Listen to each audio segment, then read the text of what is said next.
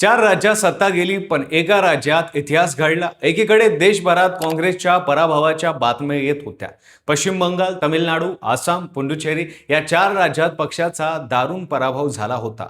निकालाच्या रात्री काँग्रेसच्या कार्यालयात शोककळा पसरली असताना एका राज्यातून विजयाचा जल्लोष पाहायला मिळाला.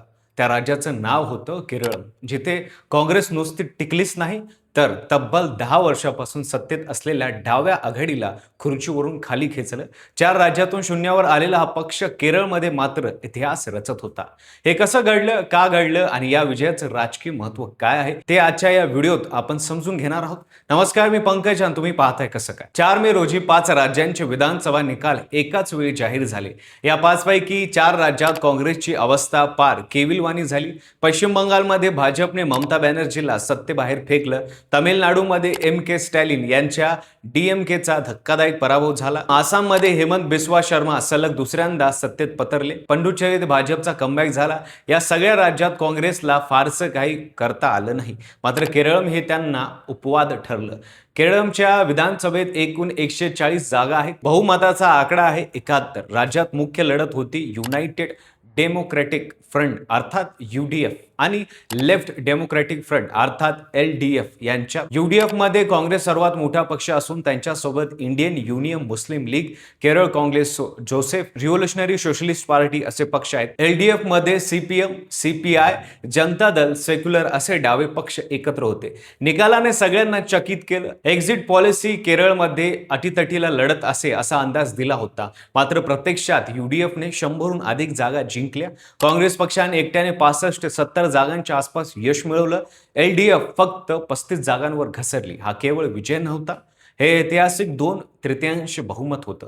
केरळमध्ये काँग्रेसच्या या अभूतपूर्व यशाचं पहिलं आणि सर्वात मोठं कारण म्हणजे पिनाराई विजयन सरकार विरुद्ध राज्यात असलेलं तीव्र असंतोष. विजयन हे 2016 पासून केरळचे मुख्यमंत्री होते. केरळमध्ये दर 5 वर्षांनी सत्ता बदल होते, हा इतिहास आहे. पण 2021 मध्ये विजयन आणि सलग दुसऱ्यांदा सत्ता राखत हा इतिहास मोडला होता. आता ते विजयाची हॅट्रिक करणार का, असा प्रश्न होता. मात्र 10 वर्षाच्या डाव्या राजवटीने राज्याची ती अवस्था केली होती ज्यामुळे जनता आतून कमालीची नाराज झाली होती. केरळ सध्या प्रचंड कर्जाच्या ओझ्याखाली दबलेला आहे.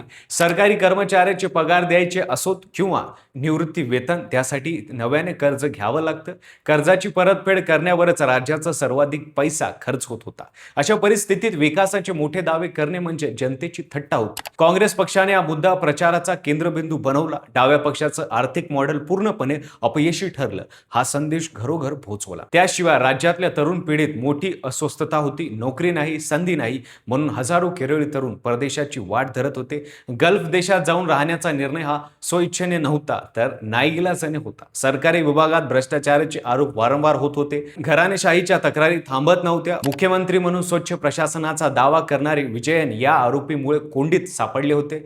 या सगळ्याची किंमत निकालाच्या दिवशी LDFला मोजावी लागली. पण अँटी इन्कम्बन्सी असली म्हणजे विजय आपोआप मिळत नाही. काँग्रेसला एकजुटीने लढावं लागलं आणि इथेच पक्षाची खरी परीक्षा होती. कारण केरळ काँग्रेसमध्ये अंतर्गत मतभेद खूप जुने होते. नेत्यांमध्ये एकमत नव्हतं, गट होते, तक्रारी होत्या. या निवडणुकीत काँग्रेसनं जे पहिलं आणि सर्वात महत्त्वाचं पाऊल उचललं ते म्हणजे शशी थरूर यांची नाराजगी दूर केली. तिरुवनंतपूरचे खासदार शशी थरूर हे केरळमध्ये काँग्रेसचे सर्वात लोकप्रिय आणि बुद्धिमान नेते. मागच्या काही महिन्यात ते पक्षावर उघड नाराज होते. राहुल गांधींशी मतभेद आहेत अशा चर्चा रंगल्या होत्या, जे भाजपमध्ये जाणार असं बोललं जात होतं. अशा वेळी राहुल गांधी आणि काँग्रेस अध्यक्ष मल्लिकार्जुन खरगे यांनी थरूर यांच्यासोबत तब्बल 2 तास बैठक घेतली. मतभेद मिटवले. थरूर यांना प्रचार समितीचे सहसंचालक केलं. पुढे थरूर यांनी संपूर्ण राज्यभर फिरून काँग्रेसचा जोरदार प्रचार केला. ही एक छोटीशी वाटणारी गोष्ट मोठा फरक करून गेली. तिकीट वाटपाच्या बाबतीतही पक्षाने चाणक्य निर्णय घेतला. काँग्रेस हायकमांडने ज्येष्ठ नेते मधुसूदन मिस्त्री यांना केरळला पाठवलं. मिस्त्री यांनी जनतेची नाडी ओळखली. एकही विद्यमान खासदाराला विधानसभेचं तिकीट देणार नाही असा कठोर निर्णय घेतला. खासदार सुधाकरन यांनी तिकीट मागितलं. त्यांची समजूत काढण्यासाठी AK अँटनी मैदानात उतरले. मल्लिकार्जुन खरगे ही थेट बोलले. राहुल गांधी यांनी सुधाकर यांच्या संपूर्ण कुटुंबाला भेटून त्यांना सन्मान राखला. शेवटी वादावर पडदा पडला आणि पक्ष एकत्र राहिले. उमेदवारी जाहीर झाल्यानंतर जे बंडखोर तयार झाले त्यांची समजूत काढण्यासाठी C वेणुगोपाल यांनी स्वतः बंडखोराच्या घरी जाऊन संवाद साधला. या सगळ्या प्रयत्नामुळे काँग्रेस एकसंध राहिली आणि संघटित पद्धतीने निवडून लढली. केरळ केरळमधल्या काँग्रेसच्या विजयाचा आणखी एक महत्त्वाचा पैलू म्हणजे पक्षाने केलेले सोशल इंजिनिअरिंग. राज्यात मुस्लिम, ख्रिश्चन आणि नायर असे 3 मोठे समाज घटक निर्णायक भूमिका बजावतात. मुस्लिम समाजासाठी इंडियन युनियन मुस्लिम लीग हा काँग्रेसचा सर्वात महत्त्वाचा मित्रपक्ष आहे. पण एवढ्यावर न थांबता काँग्रेसने प्रसिद्ध उर्दू शायर आणि खासदार इम्रान प्रतापगडी यांना केरळच्या प्रचारात उतरवलं.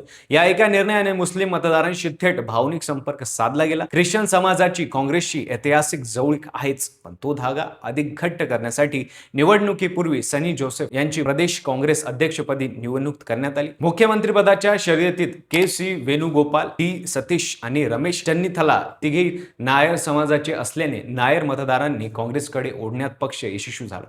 डाव्या पक्षाने या त्रिकोणी सोशल इंजिनिअरिंगला तोड देता आली नाही.